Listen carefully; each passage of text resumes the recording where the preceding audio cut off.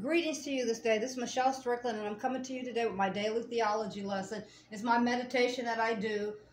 I record it and release it because maybe somebody can get something out of it. I'm just kind of dragging today. I'm really dragging today, so you'll have to forgive me. I'm going to try to get through this material as quickly as I can.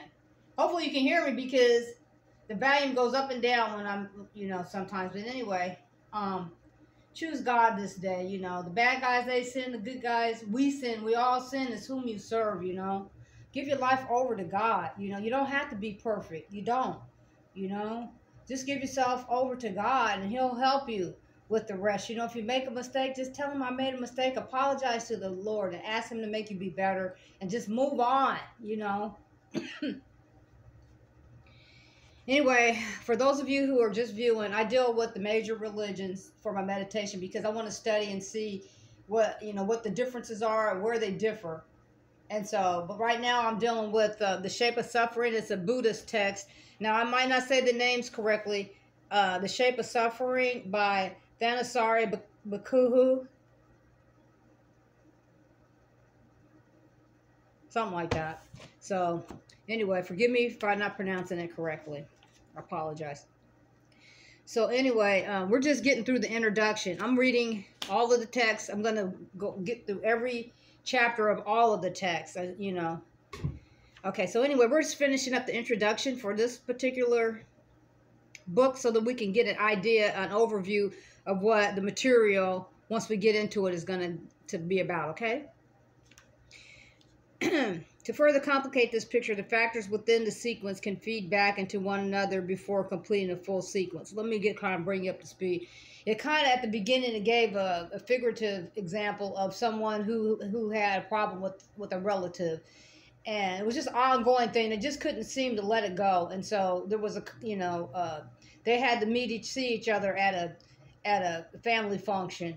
And so one of the people was so overwhelmed with thought about, rehearsing in their mind all of the different scenarios that could possibly go on during the interaction, which is entirely too much thinking, He was overthinking, He was thinking about things that hadn't happened yet, but it's okay to plan for stuff, but sometimes we could overthink stuff and then it creates stress. And so, but at any rate, when he went to the party, he wanted to confront his family member, and the mom had warned him, don't, say anything, because she wanted everything to be peaceful. So that's kind of where we're at. I'll give you examples of the overthinking before something even happens, This is the meaning of the specific factors and subfactors that occur in different positions within the sequence. Feeling, for instance, appears in at least 4 factors of the list.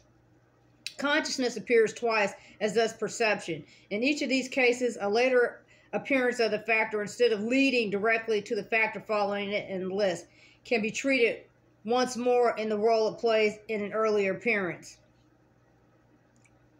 It seems like the Buddhists deal a lot with psychological stuff. That's what it seems like. They're dealing with the psychological and emotional interactions, which is interesting, but it can get kind of deep. So if you haven't been following me, it might be a little confusing. This fact accounts for the way in which the mind can spin through many cycles of thought before coming up with a definite decision to take action on a matter. And that's the one thing that people neglect the most, is their consciousness.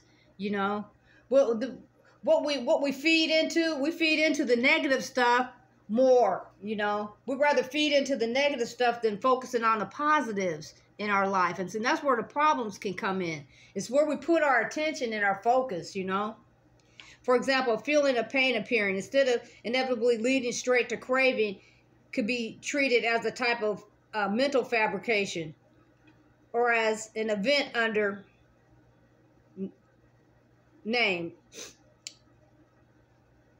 If as mental fabrication, it is subjected to further ignorance that would simply compound the stress in the subsequent cycle through the causal change. A similar result would occur if as an event under name, it is subjected to further inappropriate attention. Given too much thought to things that don't matter and that haven't happened. Sometimes we overthink things and put stress on ourselves for overthinking stuff that hasn't happened and may never happen.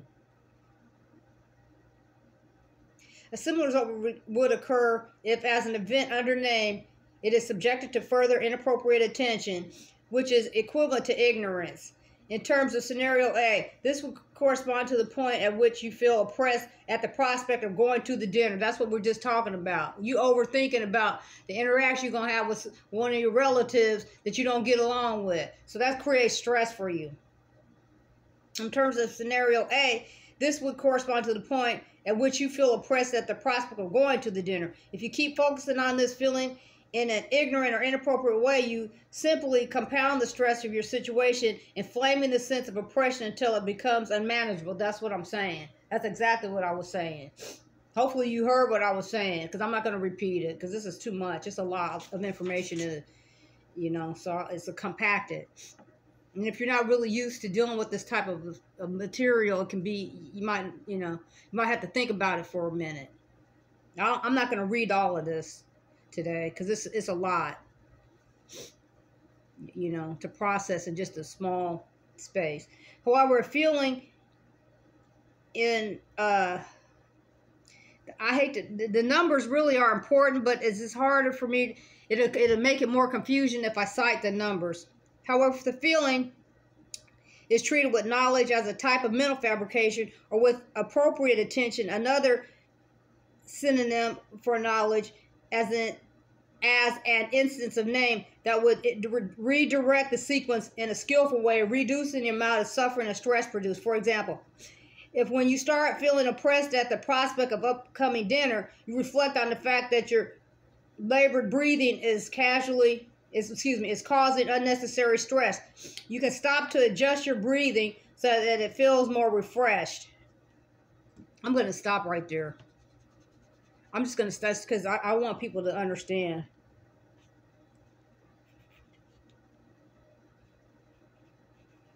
That's a lot of information in a short period. So we're not going to be in no rush. We're almost through this, but this is not I just think this is a good point for me to stop on that. And what the whole point of it is that it's an overthinking thing, Sometimes we overthink things, Excuse me. It's important for us to be conscious of whatever it is that we're dealing with, but sometimes we can overthink it, and especially in a negative way. We need to try to focus more on positive things. If you're going to think about something, try to figure out, the important things, the important steps about what it is that that you want to think about. And then the things some things just don't overthink it, But anyway, I want you to remember to smile this day anyway, and reach out to one person at a time, one person at a time, one person at a time. Okay?